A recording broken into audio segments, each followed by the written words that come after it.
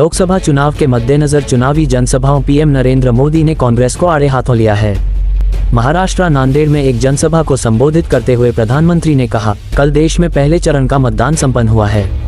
मैं वोटिंग करने वाले सभी लोगों को, विशेषकर हमारे पहली बार के मतदाताओं को बहुत बहुत बधाई देता हूं और उनका आभार भी व्यक्त करता हूं। साथ ही उन्होंने कहा, कांग्रेस के शहजादे को भी वायनाड में संकट दिख रहा है। शहजादा और उनकी टोली 26 अप्रैल को वायनाड में वोटिंग का इंतजार कर रही है। जैसे ही 26 अप्रैल को वहां वोटिंग पूरी हो जाएगी, ये शहजादे के लिए एक और सुरक्षित सीट घोषित कर देंगे। कल देश में पहले चरण का मतदान संपन्न हुआ है। मैं वोटिंग करने वाले सभी लोगों को और विशेषकर हमारे फर्स्ट टाइम वोटर्स को बहुत बहुत बधाई देता हूं और उनका आभार भी व्यक्त करता हूं। मैं उन्हें भी वायनाड में संकट दिख रहा है। शाहजादे और उनकी टोली 26 अप्रैल को वायनाड में वोटिंग का इंतजार कर रही है। जैसे ही 26 को वायनाड में वोटिंग पूरा हो जाएगा, ये शाहजादे के लिए एक और सुरक्षित सीट घोषित कर देंगे और कहीं और से फिर से लड़ाना पड़ेगा उनको। वहीं राहुल गांधी को लेकर प्रधानमंत्री मोदी के बयान पर अब राजनीति शुरू हो गई है। मध्य प्रदेश कांग्रेस प्रदेश अध्यक्ष जीतू पटवारी ने कहा, लोकतांत्रिक व्यवस्था में इस तरह की भाषा प्रधानमंत्री को शोभा नहीं देता। आपने 10 साल में क्या किया? देश में सबसे ज्यादा गरीबी क्यों है? देश में सबसे ज्यादा बेरोजगारी क्यों है? सिलेंडर 1200 का क्यों हो गया? आप देश को क्या देना चाहते हैं? पहला तो सर महाराष्ट्र मतलब 26 के बाद जो है अपने शहजादे को छोड़ के वायनाड भी छोड़ करके चले जाएंगे, जिस तरह अमेठी छोड़ गए। लोकतांत्रिक व्यवस्था में इस तरह की भाषा बोलना और भी प्रधानमंत्री को शोभा नहीं देता है। देश के प्रधानमंत्री जिस तरीके से बयान देने लगे हैं वेज नॉन वेज पे, जिस तरीके राहुल गांधी का क्रिटिसिज्म करते हैं, ये बड़ा अपने आप को मीडिया के द्वारा बनाते मन से छोड़ते हैं। अरे आपने 10 साल में क्या किया? क्यों गरीब है देश सबसे ज़्यादा? क्यों बेरोजगारी है देश में सबसे ज़्यादा? क्या कारण है 1200 का गैस सिलेंडर कर दिया आपने? क्या लॉजिक है कि देश में करप्शन के अगेंस्ट जो प्रधानमंत्री बार बार बोल रहे थे, काला धन सारा बीजेपी में चला गया SBI के बॉन्ड के अनुसार? क्या लॉजिक है कि इस देश में जो सबसे करप्शन के अगेंस्ट बात करने वाले प्रधानमंत्री ने 141 ऐसे लोग जिन पे के खिलाफ ED और CBI ने जांच के आदेश दिए, गिरफ्तारियां की, वो सब बीजेपी में शामिल हो गए। आप क्या देना चाहते हैं देश को? ये कि कैसे भी स्वर्णिकाल है मध्य प्रदेश देश का आज़ादी का 75वीं वर्षगांठ, जिसमें संविधान को बचाने की बातें होने लगी, बहस होने लगी आरक्षण को बचाने की, जिसमें बहस होने लगी देश में मत के अधिकार को बचाने की, मीडिया की स्वतंत्रता को बचाने की। ऐसा देश बनाने की बात की थी देश के प्रधानमंत्री ने, वो बात तो करते नहीं। और बात दूसरी तरफ केरल में कांग्रेस महासचिव प्रियंका गांधी ने जनसभा को संबोधित करते हुए कहा, सबसे बड़ी चीज जिसने हमें एक साथ रखा है और जिसने हमारे देश की निरंतर प्रगति सुनिश्चित की है, वह ये तथ्य है कि हम एक लोकतांत्रिक देश हैं। भाजपा हमेशा कहती है कि 70 वर्षों में क्या हुआ है। मुझे लगता है कि यह इस तथ्य से स्पष्ट है कि हमने एक मजबूत और जीवंत लोकतांत्रिक राष्ट्र का निर्माण किया है। पाकिस्तान को देखिए, उस देश को देखिए जो हमारे साथ ही आजाद हुए थे। वे कहाँ हैं और हम कहाँ हैं? And even less people realize that the single biggest thing that has kept us together and that has ensured steady progress for our country, that differentiated us from all the other countries around our region like Pakistan, Bangladesh, was the fact that we are a democratic country.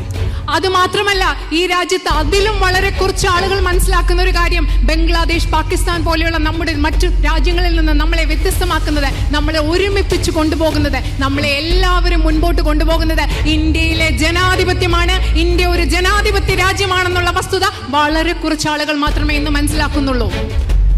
People say in the opposition, BJP leaders all the time say, what was done in 70 years? I think the greatest achievement in 70 years is visible in the fact that we created a strong and vibrant democratic nation. Look at Pakistan. Look at the country that became free at the same time as us. Where is it? Madhya Pradesh में भाजपा के पक्ष में जनता का mood बता रहा है कि फिर एक बार भाजपा प्रचंड बहुमत से सरकार बनाने जा रही है। उक्त बात कहते हुए मध्य प्रदेश के सीएम डॉक्टर मोहन यादव ने कहा, आज खंडवा में रोड शो में हूँ। निमाड़ की गर्मी और दोपहर 1 बजे का समय चल रहा है, लेकिन ऐसे समय में जनता का अपार उत्साह बता रहा है कि जनता का भाजपा से लगाव कितना है। मैं आज यहाँ रोड शो में खंडवा में हूँ, आपके सामने सैलाब बता रहा है कि जनता दिल खोल के स्वागत कर रही है। एक बार फिर भाजपा सरकार, एक बार फिर मोदी सरकार लगातार तीसरे टेन्योर के लिए जिस प्रकार से जनता का रोड पे उत्साह उमंग से सैलाब उमड़ रहा है। निमाड़ की गर्मी दोपहर 1 बजे का टाइम चल रहा है, लेकिन ऐसे समय में जनता बता रही है कि जनता का भाजपा से लगाव कितना है। मेरी अपनी ओर से सभी कार्यकर्ताओं का आभार और जनता का आभार। उधर आज एक बार फिर कांग्रेस को तगड़ा झटका लगा है। चुनावी बेला में एक बार फिर भोपाल में मध्य प्रदेश के सीएम मोहन यादव की मौजूदगी में कई कांग्रेस नेता और कार्यकर्ता बीजेपी में शामिल हो गए। भाजपा के लिए ये रणनीति जबकि कांग्रेस के लिए मुसीबत से कम नहीं है। पहले चरण के कल के जो रिजल्ट आ रहे हैं, हमको जो जानकारी है, रिजल्ट तो 4 तारीख को आएंगे, लेकिन स्ट्रक्चर तो में जो बूथ पे काम करता है कार्यकर्ता हमारा, और हम सब जानते हैं कि जैसे वोट पड़ते हैं वैसे वैसे भाव बता देते हैं मतदाताओं के वो किधर जा रहे हैं। तो रुझान चारों तरफ से अनुकूल आ रहे हैं। हर हालत में प्रचंड बहुमत के साथ भाजपा की सरकार बनने जा रही है। फिर एक बार मोदी सरकार बनने जा रही है। हमारे प्रदेश की 29 सीट हम जीतने की तरफ बढ़ रहे हैं। छिंदवाड़ा सहित आपने देखा होगा कि हमने सबने देखा है, पहली बार बड़े महाराज अपने घर से निकलते नहीं थे, वो अपने मतदाताओं के बीच हाथ जोड़ करके वोट मांगने निकले। दुनिया के लिए छिंदवाड़ा मॉडल बताते थे, और मॉडल उनका कितना खोखला है सबने देखा है।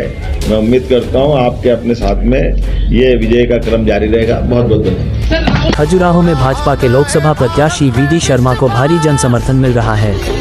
आज जब भाजपा अध्यक्ष शर्मा ने रोड शो किया तो बड़ी संख्या में बीजेपी कार्यकर्ता और आम जन ने उनका स्वागत करते हुए उनके प्रति आस्था दिखाई है।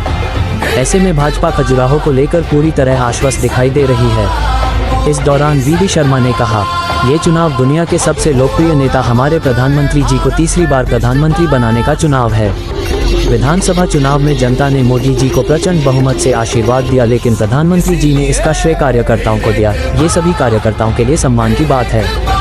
हम सब लोग जो देखते हैं, किसी से भी पूछो तो हर आदमी कहता है कि भारत का प्रधानमंत्री कौन बनना चाहिए? नरेंद्र मोदी।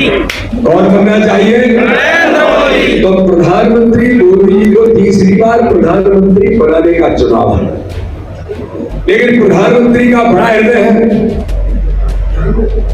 और ऐसे दुनिया के सबसे लोकप्रिय नेता हम सब गौरवान्वित होते हैं जिनके नाम से कि हमारे भारत का प्रधानमंत्री दुनिया के किसी कोने में जाता है तो दुनिया आज सम्मान तो करती है, दुनिया भारत के नेतृत्व को भी आज स्वीकार करती है कि दुनिया का सबसे लोकप्रिय नेता कोई है तो भारत का प्रधानमंत्री नरेंद्र मोदी है। अब उनका बड़ा मन है, उनका इतना बड़ा मन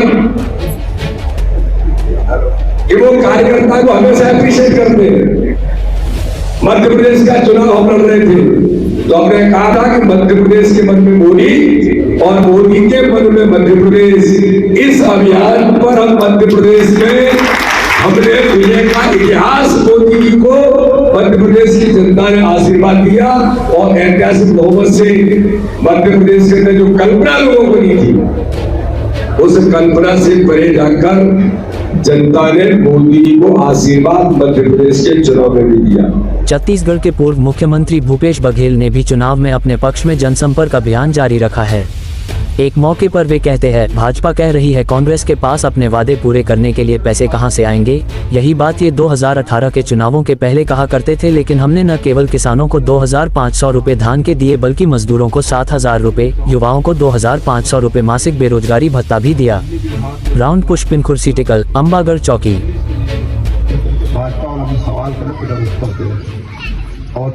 कहाँ पैसा हो गया, है ना। 2018 में जब हम कहते हैं किसान के कर्जा माफी कर दो और 2500 रुपया में धान खरीदो और 35 किलो चावल सब परिवार को दे दो और बिजली बिल हाफ योजना का लाभ सब लोग दे दो। मिलिस कि नहीं मिलिस तुम बता दो, मिलिस है ना। जो सवाल करें तीनों बताए मिलिस कि नहीं मिलिस, पैसा तो पैसा कहाँ लागे। रमन सिंह 2100 बोल के नहीं दे, 2100 रुपये क्विंटल धान खरीदोगे कहाँ खरीदे। 300 रुपये बोनस दोगे 5 साल कहाँ दे, चुनाव साल में बोनस और 3 साल बोनस। उसके बाद हमारा सरकार बनाए, हम तो धानों रमन सिंह के समय से उस समय कर्नाटक के बेंगलुरु में विरोध प्रदर्शन शुरू करने से पहले पुलिस ने कांग्रेस कार्यकर्ताओं को हिरासत में लिया। बता दें कि बेंगलुरु में प्रधानमंत्री नरेंद्र मोदी के आगमन से पहले कांग्रेस कार्यकर्ताओं ने विरोध प्रदर्शन का आह्वान किया था। पुलिस ने विरोध प्रदर्शन की अनुमति देने से इनकार कर दिया था। इसका नेतृत्व कांग्रेस के बड़े नेता सुरजेवाला कर रहे थे। BJP's Chombu Sarkara is now for everybody to see and judge. Kannadigas demand their right. We give 100 rupees to Government of India in taxes and Kannadigas get rupees 13 back only. When they demand their share of their own taxes, Modi ji gives them Chombu. When there is drought in the state, for 6 months now, Congress government of Karnataka is asking for 17,400 crores of drought relief money for our farmers, for our poor across the state from NDRF funds, National Disaster Relief Fund. Modi ji gives us Chombu.